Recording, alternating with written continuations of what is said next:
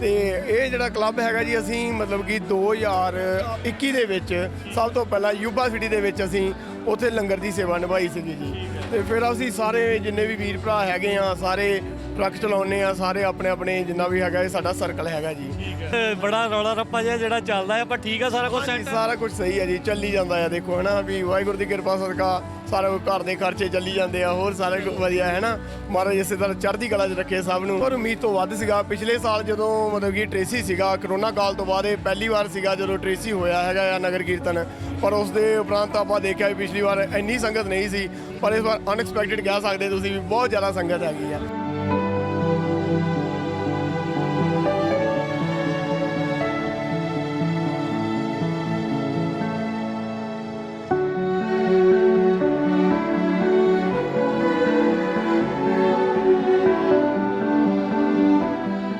ਸੇਵਾਦਾਰਾਂ ਦੇ ਨਾਲ ਗੱਲਬਾਤ ਆਪਾਂ ਤੁਹਾਡੀ ਕਰਵਾ ਰਹੇ ਹਾਂ। ਸੋ ਇੱਕ ਹੋਰ ਆਪਾਂ ਬੂਥ ਦੇ ਵਿੱਚ ਪਹੁੰਚੇ ਹਾਂ, ਜਿੱਥੇ ਤੁਸੀਂ ਦੇਖ ਸਕਦੇ ਹਾਂ ਧੰਨ ਧੰਨ ਸ਼ਹੀਦ ਬਾਬਾ ਦੀਪ ਸਿੰਘ ਜੀ।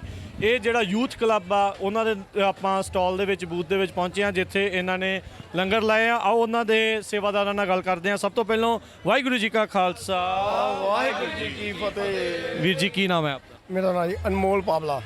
ਅਨਮੋਲ ਜੀ, ਤੁਸੀਂ ਸਾਰੇ ਨੌਜਵਾਨ ਆ, ਇਸ ਧੰਨ ਧੰਨ ਸ਼ਹੀਦ ਬਾਬਾ ਦੀਪ ਸਿੰਘ ਹੁਣਾਂ ਦੇ ਨਾਮ ਦੇ ਉੱਤੇ ਤੁਸੀਂ ਕਲੱਬ ਵੀ ਬਣਾਇਆ ਆ। ਸੋ ਕੀ ਤੁਹਾਡੇ ਮਨ ਦੇ ਵਿੱਚ ਸੀਗੀ, ਇਹ ਚਿਰ ਤੋਂ ਚਲਾ ਰਹੇ ਆ ਜਾਂ ਹੁਣੇ ਤੋਂ ਕੁਝ ਸਮਾਂ ਹੋਇਆ ਹੈ? ਨਹੀਂ ਜੀ, ਇਹ ਅਸੀਂ ਸਭ ਤੋਂ ਪਹਿਲਾਂ ਪੰਜਾਬੀ ਰੇਡੀਓ USA ਨੂੰ ਧੰਨਵਾਦ ਬਹੁਤ ਬਹੁਤ ਵੀ ਤੁਸੀਂ ਇੱਥੇ ਆ ਕੇ ਸਾਰਾ ਕੁਝ ਕਵਰ ਕਰ ਰਹੇ ਹੋ। ਇਸ ਲਈ ਅਸੀਂ ਸਾਰੇ ਆਪਣੇ ਧੰਨ ਧੰਨ ਸ਼ਹੀਦ ਬਾਬਾ ਦੀਪ ਕਲੱਬ ਵੱਲੋਂ ਤੁਹਾਡਾ ਤਹਿ ਦਿਲੋਂ ਧੰਨਵਾਦ ਕਰਦੇ ਹਾਂ। ਤੇ ਇਹ ਜਿਹੜਾ ਕਲੱਬ ਹੈਗਾ ਜੀ ਅਸੀਂ ਮਤਲਬ ਕਿ 2021 ਦੇ ਵਿੱਚ ਸਭ ਤੋਂ ਪਹਿਲਾਂ ਯੂਬਾ ਸਿਟੀ ਦੇ ਵਿੱਚ ਅਸੀਂ ਉੱਥੇ ਲੰਗਰ ਦੀ ਸੇਵਾ ਨਿਭਾਈ ਸੀਗੀ ਜੀ। ਤੇ ਫਿਰ ਅਸੀਂ ਸਾਰੇ ਜਿੰਨੇ ਵੀ ਵੀਰ ਭਰਾ ਹੈਗੇ ਆ ਸਾਰੇ ਟਰੱਕ ਚਲਾਉਂਦੇ ਆ, ਸਾਰੇ ਆਪਣੇ ਆਪਣੇ ਜਿੰਨਾ ਵੀ ਹੈਗਾ ਇਹ ਸਾਡਾ ਸਰਕਲ ਹੈਗਾ ਜੀ। ਤੇ ਅਸੀਂ ਸਾਰੇ ਰਲ ਕੇ ਜਿੰਨੀ ਵੀ ਮਹਾਰਾਜ ਦੀ ਕਿਰਪਾ ਹੁੰਦੀ ਆ ਆਪਣਾ ਦਸਵੰਧ ਕੱਢਦੇ ਆ। ਤੇ ਹਰ ਸਾਲ ਇੱਕ ਵਾਰ ਯੂਬਾ ਸਿਟੀ ਤੇ ਦੂਸਰਾ ਅਸੀਂ ਆਪਣੇ ਇੱਥੇ ਟ੍ਰੇਸੀ ਜਦੋਂ ਨਗਰ ਕੀਰਤਨ ਹੁੰਦਾ ਆ ਉੱਥੇ ਅਸੀਂ ਸਾਰੇ ਜਣੇ ਆਪਣੀ ਇਹ ਸੇਵਾ ਨਿਭਾਉਂਦੇ ਆ ਜੀ। ਸੋ ਤੁਸੀਂ ਸਾਰੇ ਲੋਕਲ ਇੱਥੋਂ ਟ੍ਰੇਸੀ ਤੋਂ ਆ? ਹਾਂਜੀ, ਅਸੀਂ ਸਾਰੇ ਜਿੱਥੋਂ ਟ੍ਰੇਸੀ ਤੋਂ ਹੈਗੇ। ਹਾਂਜੀ, ਟ੍ਰੇਸੀ, ਮੰਡੀਕਾ, ਲੈਥਰੋਪ ਇਹ ਸਾਡੇ ਹਾਂਜੀ ਸੈਂਟਰ ਵੈਲੀ ਤੋਂ। ਟਰੱਕਿੰਗ ਨੂੰ ਲੈ ਕੇ ਚਲੋ ਉੱਦਾਂ ਵਿਸ਼ਾ ਤਾਂ ਨਹੀਂ, ਪਰ ਬੜਾ ਰੌਲਾ ਰੱਪਾ ਜਿਹਾ ਜਿਹੜਾ ਚੱਲਦਾ ਹੈ, ਪਰ ਠੀਕ ਆ ਸਾਰਾ ਕੁਝ ਸੈੱਟ। ਸਾਰਾ ਕੁਝ ਸਹੀ ਹੈ ਜੀ, ਚੱਲੀ ਜਾਂਦਾ ਆ। ਦੇਖੋ ਹੈ ਨਾ ਵੀ ਵਾਹਿਗੁਰੂ ਦੀ ਕਿਰਪਾ ਸਦਕਾ ਸਾਰਾ ਘਰ ਦੇ ਖਰਚੇ ਚੱਲੀ ਜਾਂਦੇ ਆ, ਹੋਰ ਸਾਰਾ ਕੁਝ ਵਧੀਆ ਹੈ ਨਾ।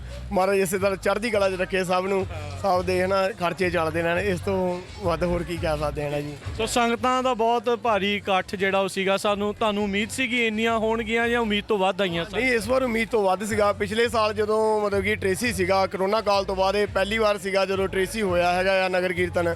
ਪਰ ਉਸ ਦੇ ਉਪਰੰਤ ਆਪਾਂ ਦੇਖਿਆ ਵੀ ਪਿਛਲੀ ਵਾਰ ਇੰਨੀ ਸੰਗਤ ਨਹੀਂ ਸੀ, ਪਰ ਇਸ ਵਾਰ ਅਨਐਕਸਪੈਕਟਡ ਕਹਿ ਸਕਦੇ ਤੁਸੀਂ ਵੀ ਬਹੁਤ ਜ਼ਿਆਦਾ ਸੰਗਤ ਹੈਗੀ ਆ। ਤੇ ਜਿੰਨੀ ਵੀ ਸੰਗਤ ਆਈ ਆ ਬਹੁਤ ਵਧੀਆ ਸਾਨੂੰ ਲੱਗਿਆ ਆ ਵੀ ਇੰਨੇ ਰੱਬ ਵਰਗੀ ਸੰਗਤ ਦੇ ਹਰ ਸਾਲ ਦਰਸ਼ਨ ਹੁੰਦੇ ਨੇ। ਇਸੇ ਤਰ੍ਹਾਂ ਅਸੀਂ ਵਾਹਿਗੁਰੂ ਅੱਗੇ ਅਰਦਾਸ ਕਰਦੇ ਸਭ ਨੂੰ ਚੜ੍ਹਦੀ ਕਲਾ 'ਚ ਰੱਖੇ ਸੱਚੇ ਪਾਤਸ਼ਾਹ। ਤੇ ਸਾਰੇ ਇਦਾਂ ਹੀ ਮਤਲਬ ਕਿ ਆ ਕੇ ਆਪਣੇ ਗੁਰੂ ਘਰ ਨਾਲ ਜੁੜੇ ਰਹਿਣ ਤੇ ਸਮੂਹ ਸੰਗਤਾਂ ਇਦਾਂ ਹੀ ਦਰਸ਼ਨ ਦੇ ਤੇ ਅਸੀਂ ਇਹ ਸੇਵਾ ਨਿਭਾਉਂਦੇ ਰਹੀਏ। ਤੇ ਜੇ ਕਿਸੇ ਨੇ ਤੁਹਾਡੇ ਗਰੁੱਪ ਦੇ ਵਿੱਚ ਜੁਆਇਨ ਕਰਨਾ ਹੋਵੇ ਉਹ ਫਿਰ ਕਿੱਦਾਂ ਕਰ ਸਕਦੇ? ਜਿੱਦਾਂ ਮਤਲਬ ਕਿ ਅਸੀਂ ਸਾਰੇ ਇਕੱਠੇ ਹੈਗੇ ਆ ਕੇ ਅਸੀਂ ਮਤਲਬ ਕੁਝ ਖਾਸ ਨਹੀਂ ਮਤਲਬ ਕਿ ਵੈਸੇ ਆਪਾਂ ਜੁਆਇਨ ਕਰ ਲੈਂਦੇ ਹਾਂ ਕਿ ਵੀ ਅਸੀਂ ਸੇਵਾ ਨਿਭਾਉਣੀ ਹੈਗੀ ਆ ਤੇ ਆਪਾਂ ਨੂੰ ਆਪਣੇ ਨਾਲ ਜੁਆਇਨ ਕਰਾ ਲੈਂਦੇ ਵੀ ਇੱਦਾਂ ਆਪਾਂ ਟ੍ਰੇਸੀ ਨਗਰ ਕੀਰਤਨ ਤੇ ਯੂਬਾ ਸਿਟੀ ਹੁੰਦੇ ਆ। ਇੰਨੀ ਤਰੀਕ ਨੂੰ 3 ਦਿਨ ਦਾ ਹੁੰਦਾ ਸਾਡਾ। ਅਸੀਂ ਜਿੰਨੀ ਰਸਤ ਇਕੱਠੀ ਕਰਨ ਤੋਂ ਲੈ ਕੇ ਸਾਰਾ ਕੁਝ ਜੋ ਵੀ ਹੈਗਾ ਆ ਮਤਲਬ ਕਿ ਨਿਭਾਉਣ ਤੱਕ ਸੇਵਾ ਸਾਰੇ ਇਕੱਠੇ ਹੁੰਦੇ। ਹਾਂਜੀ, ਸੋ ਬਹੁਤ ਵਧੀਆ ਸੇਵਾਵਾਂ ਜਿਹੜੇ ਨੌਜਵਾਨ ਆਪਣੇ ਵੀਰ ਜਿਹੜੇ ਆ ਉਹ ਨਿਭਾ ਰਹੇ ਆ ਤੇ ਚੜ੍ਹਦੀ ਕਲਾ ਦਾ ਸੰਦੇਸ਼ ਦਿੱਤਾ ਵੀ ਚੜ੍ਹਦੀ ਕਲਾ 'ਚ ਰਹਿਣਾ ਹੈ। ਉਤਾਰ ਚੜ੍ਹਾਵ ਜ਼ਿੰਦਗੀ ਚੱਲਦੇ ਰਹਿੰਦੇ ਆ, ਪਰ ਸੇਵਾਵਾਂ ਜਿਹੜੀਆਂ ਉਹ ਜ਼ਰੂਰ ਕਰ ਦੇਣਾ ਚਾਹੀਦਾ। ਸੋ ਸਾਰੇ ਹੀ ਇਹਨਾਂ ਦਾ ਵੀਰਾਂ ਦਾ ਬਹੁਤ ਬਹੁਤ ਧੰਨਵਾਦ ਤੇ ਅਖੀਰ 'ਚ ਫਤਿਹ ਬੁਲਾਉਂਦੇ ਆ। ਵਾਹਿਗੁਰੂ ਜੀ ਕਾ ਖਾਲਸਾ, ਵਾਹਿਗੁਰੂ ਜੀ ਕੀ